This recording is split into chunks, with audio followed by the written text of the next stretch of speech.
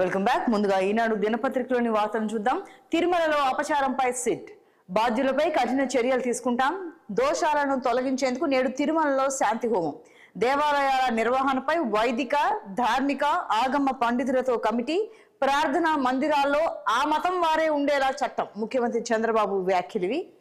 ఇక మరోవైపు భవన నిర్మాణాల అనుమతులకు సింగిల్ విండో, జాప్యం, అక్రమ వసూళ్ల నియంత్రణకు కార్యాచరణ అన్న వార్త మరోవైపు. చంద్రబాబు 100 రోజుల పాలన బేష్, ప్రముఖ నటుడు సోను సూద్ చెప్పిన వ్యాఖ్యలు. ఇక 24,000 స్టెప్పులు, చిరంజీవికి అరుదైన గౌరవం, డాన్స్ తో Guinness book of world records చోటు, 156 చిత్రాలు, 537 పాటలు అన్న వార్తను చూస్తున్నాం. ఇక శ్రీలంక కొత్త అధ్యక్షుడిగా దిశనాయకే ఎన్నిక, నేడు దేశాధినేతగా ప్రమాణం అన్న వార్త. ఇక ఏనుగుల సంచారంపై ఏఐ ప్రత్యేక విధానాన్ని రూపొందించిన కేరళలోని అమృత యూనివర్సిటీ, 5-10 సెకండ్లలోనే స్థానికులు రైతులను అప్రమత్తం చేస్తూ ఎస్ఎంఎస్లు ప్రాణ ఆస్తి నష్టాన్ని తగ్గించడానికి అవకాశం అన్న వార్తను చూడొచ్చు. ఇక జగన్ ఇల్లు ముట్టడించిన బీజేవైఎం, తిరుమలలో నెయ్యి కల్తీపై కన్నెర్ర, రంగులు చల్లి నిరసన, తాడేపల్లిలోని జగన్ నివాసం ముందు బైఠాయించిన బీజేవైఎం కార్యకర్తలన్న వార్తను చూస్తున్నాం. ఇక చదరంగంలో స్వర్ణ చరిత్ర, ఒలింపియాడ్ లో భారత్ కు పసిడి డబుల్, అర్జున్ హారిక హరికృష్ణ కీలక పాత్ర అన్న వార్తను చూడొచ్చు. ఇక నెయ్యిలో జంతు కొవ్వు కలిసిందనేది తప్పుడు ప్రచారం, వైఫల్యాన్ని కప్పిపుచ్చుకునేందుకు చంద్రబాబు అబద్ధాలు అన్న వార్తను చూడొచ్చు. ఇక ప్రధాని మోడీకి లేఖ రాసిన వైకాపా అధినేత జగన్ అన్న వ్యాఖ్య. ఇక తప్పు చేసి సమర్థనలేంటి జగన్, టీటీడీ లడ్డు తయారీలో నెయ్యి కల్తీపై నిప్పులు చెరిగిన జనసేనాని, నాటి టీటీడీ పాలకులపై విచారణ చేపట్టాలి, ప్రతీకారం తీర్చుకునే ప్రభుత్వం కాదని స్పష్టీకరణ, ప్రాయశ్చిత్త దీక్ష తీసుకున్న అనంతరం మీడియాతో డిప్యూటీ సీఎం పవన్ కళ్యాణ్ చేసిన వ్యాఖ్యలు. ఇక ఘర్షణల నివారణకు మీ కృషి భేష్, మోడీ ఉక్రెయిన్ పర్యటనకు బైడెన్ కితాబు, భద్రతా మండలిలో భారత్ కు శాశ్వత సభ్యత్వం ఉండాలన్న అమెరికా, మాస్కో కీవ్ సందర్శనపై వివరించిన భారత ప్రధాని, అమెరికా అధ్యక్షుడి నివాసంలో ఇరువురి నేతల చర్చలు అన్న వార్తను చూడొచ్చు. మరో వార్తాపత్రికలోని హైలైట్స్ చూద్దాం. మనమే ప్రపంచ సారథులం, అనుసరించే రోజులకు చెల్లు, భారతీయ అమెరికన్లను ఉద్దేశించి ప్రసంగంలో ప్రధాని మోడీ, ఎన్ఆర్ఐలకు ప్రపంచమంతా జేజేలు కొడుతోంది, భారత కీర్తి పతాకను సమున్నతంగా ఎగరేస్తున్నారు, అమెరికాను మించిపోయిన భారత్ 5G మార్కెట్ అన్న వ్యాఖ్యలు ప్రధాని చేశారు. ఇక స్వేచ్ఛాయుత ఇండో పసిఫిక్, అదే క్వాడ్ లక్ష్యం, ఎవరికి వ్యతిరేక కూటమి కాదని వెల్లడి, క్వాడ్ శిఖరాగ్రంలో ప్రధాని మోడీ ప్రసంగం అన్న వార్త.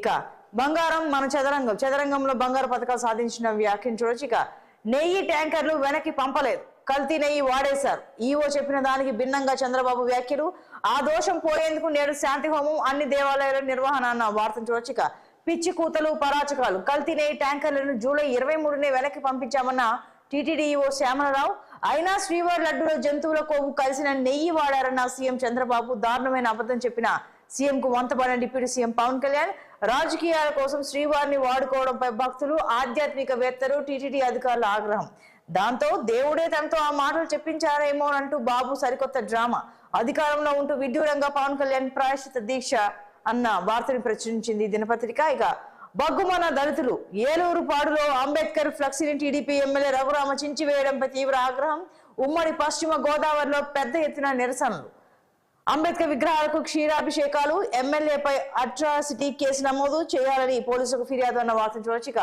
వైఎస్ఆర్సీపీ కేంద్ర కార్యాలయంపై బీజేవైఎం దాడి, ఉన్మాదులను తలదన్నే రీతిలో బీజేవైఎం కార్యకర్తల వీరంగం, పార్టీ కార్యాలయం గేటు దూకి లోపలికి వెళ్లే ప్రయత్నం, రాళ్లు రంగు ప్యాకెట్లు విసురుతూ వికృతానందం, నిలువరించబోయిన పోలీసులు భద్రతా సిబ్బంది పైన దాడి, పోలీస్ అవుట్ పోస్ట్ అద్దాలు ధ్వంసం, చివరిలో తాపీగా వచ్చిన పోలీసులు అదుపులోకి తీసుకుని మంగళగిరి పోలీస్ స్టేషన్ తరలింపు, దాడిని తీవ్రంగా ఖండించిన వైఎస్ఆర్సీపీ నాయకులు అన్న వార్తను చూడొచ్చు. ఇక జగన్ పాలనలో పెట్టుబడుల వెల్లువ, పారిశ్రామిక అభివృద్ధికి వైఎస్ జగన్ ప్రభుత్వం ప్రోత్సాహం, కోవిడ్ సమయంలోనూ పరిశ్రమలకు చేయూత, జగన్ ప్రభుత్వ ప్రోత్సాహంతో భారీగా పరిశ్రమలు రాక, 2021 నుంచి 24 మే వరకు 61,295 కోట్ల పెట్టుబడుల ఒప్పందాలు, ఇదే సమయంలో 179 యూనిట్ల ప్రారంభం, వాస్తవ రూపంలోకి 76,278 కోట్ల పెట్టుబడులు, 2022లో 45,301 కోట్ల పెట్టుబడులతో అగ్రస్థానంలో రాష్ట్రం, డిపిఐఐటి తాజా గణాంకాల్లో వెల్లడి అన్న వార్తను చూడొచ్చు. ఇక లడ్డూ పేరుతో రాజకీయాలు సరికాదు, కల్తీ జరిగినట్టు తేలితే బాధ్యులపై చర్య తీసుకోవాలి, ఆ అంశాన్ని కులమతాలకు ఆపాదించి లౌకికత్వాన్ని దెబ్బతీయకూడదు, ఏకత్వం పేరుతో దేశ ఐక్యతను దెబ్బతీస్తున్న బీజేపీ ప్రభుత్వం ఏచూరి సంతాప సభలో సిపిఎం పొలిట్ బ్యూరో సభ్యులు రాఘవులు సనాతన ధర్మం గురించి ఆ పెద్ద మనిషికి తెలుసా అంటూ పవన్ పై పరోక్ష వ్యాఖ్యలు అన్న వార్తను చూస్తున్నాం. ఇక మారేడుమిల్లి జలపాతంలో 3 గల్లంతు ఏలూరు ఆశ్రమం వైద్య కళాశాల నుంచి 14 మంది విహారయాత్రకు వెళ్ళగా ఈ ఘటన జరిగింది. భారీ వర్షానికి పొంగిన జలతరంగిణి జలపాతంలో ప్రవాహం పెరగడంతో ప్రమాదం. స్నానాలు చేస్తుండగా కొట్టుకుపోయిన 5 మెడికోలు 2 విద్యార్థుల్ని 6 కిలోమీటర్ల దూరంలో కల్వర్ట్ వద్ద రక్షించిన స్థానికులు. వారిలో విద్యార్థి పరిస్థితి విషమం అన్న వార్తను చూడొచ్చు. ఇక రైట్, మరో వార్తాపత్రికలో హైలైట్స్ చూద్దాం.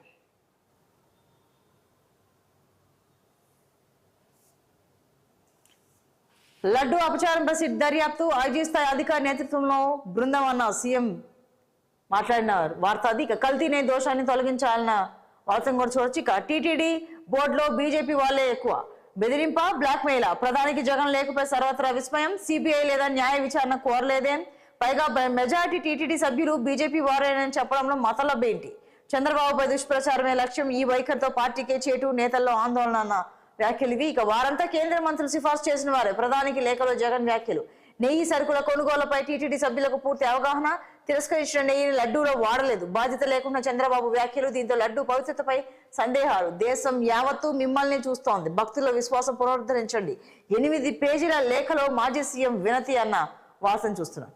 ఇక శ్రీలంక నూతన అధ్యక్షుడు దిశనాయకి అన్న వార్తను చూడొచ్చు. ఇక సైనికుల రైలు వెళ్లే పట్టాలపై డిటోనేటర్లు, మధ్యప్రదేశ్ లో ఘటన, యూపీలో రైలు పట్టాలపై గ్యాస్ సిలిండర్ దర్యాప్తు జరుపుతున్న రైల్వే ఎన్ఐఏ అన్న వార్తను చూడొచ్చు. ఇక చైనా మాకు పరీక్ష పెడుతోంది, సదస్సులో సహచర దేశాధినేతలతో బైడెన్, మైక్ ఆన్ లో ఉన్న విషయం తెలియక మాట్లాడిన ప్రెసిడెంట్ అన్న వార్త. ఇక నిలబడతాం బలపడతాం, మా కూటమి ఏ దేశానికి వ్యతిరేకం కాదు, అన్ని దేశాల సార్వభౌమత్వాన్ని గౌరవిస్తామన్న ప్రధాని మోడీ వ్యాఖ్యలు ఇవి.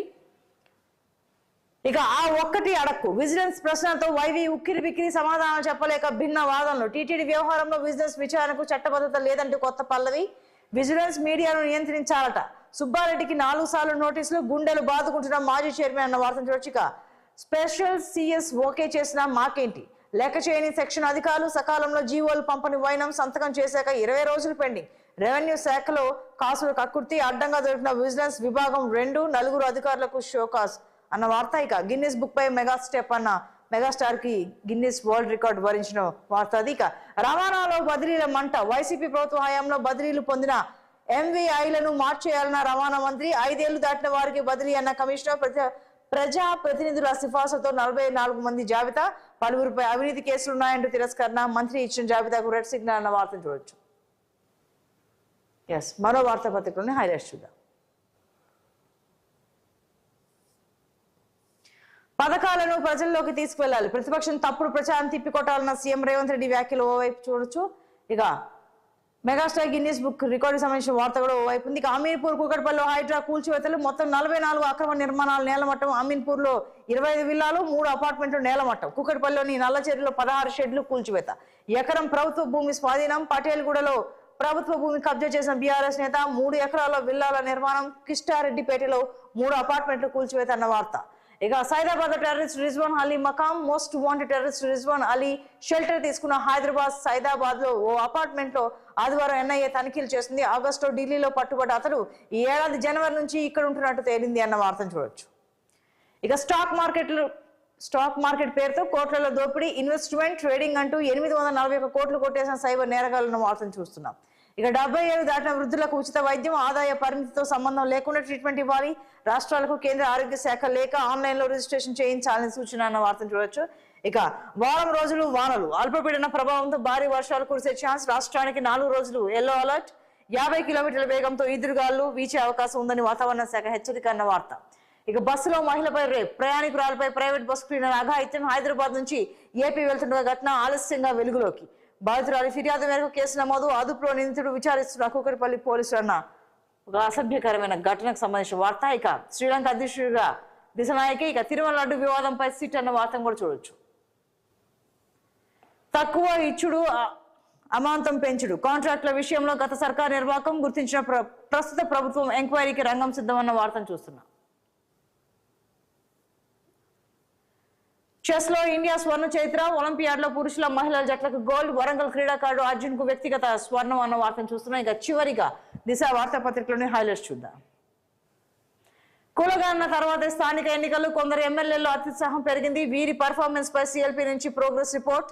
ప్రతిరోజు 2 గంటలు ప్రజలను కలవండి, చేసిన పనులను పబ్లిసిటీ చేసుకోలేకపోతున్నాం. ప్రజల్లో ఉన్న వారికే పార్టీలో పదవులు, ప్రతి కుటుంబానికి ఫ్యామిలీ డిజిటల్ కార్డు, సంక్షేమ పథకాలకు, హెల్త్ ప్రొఫైల్ కు అదే ఆధారం. సిఎల్పి సమావేశంలో సీఎం రేవంత్ రెడ్డి వ్యాఖ్యలు ఇవి. ఇక మోడీని ఓడించడం చారిత్రక అవసరం, 4వసారి గెలిచేందుకు జమ్లీ అన్న వార్త. ఇక క్వాడ్ ఎవరికి వ్యతిరేకం కాదన్న వార్త మరోవైపు. ఇక అన్ని ఆలయాలకు విజయానయ్యి అన్న వార్తను చూస్తున్నాం. ఇక హైడ్రా దడ అన్న వార్త మరోవైపు. ఇక చరిత్ర సృష్టించిన భారత్ అన్న వార్త ఇంకోవైపు. ఇక త్వరలో బీసీ రాజకీయ పార్టీ అవకాశం కోసం ఎదురు చూస్తున్నాం, భారీ ఉద్యమంతో రిజర్వేషన్ సాధ్యం అన్న వార్తను చూడొచ్చు. ఇక విద్యార్థిని హతమార్చిన ప్రిన్సిపాల్, కారులో బాలికపై లైంగిక దాడికి యత్నం, ప్రతిఘటించడంతో గొంతు నిలిమి మర్డర్, గుజరాత్ లో ఆలస్యంగా వెలుగులోకి అన్న వార్త. కేటీఆర్ కు మీడియా ఫోబియా, అమృత్లో అక్రమాలపై ఫిర్యాదు చేస్తే కేంద్రం విచారిస్తుందన్న బండి సంజయ్ వ్యాఖ్యలు కూడా చూడొచ్చు.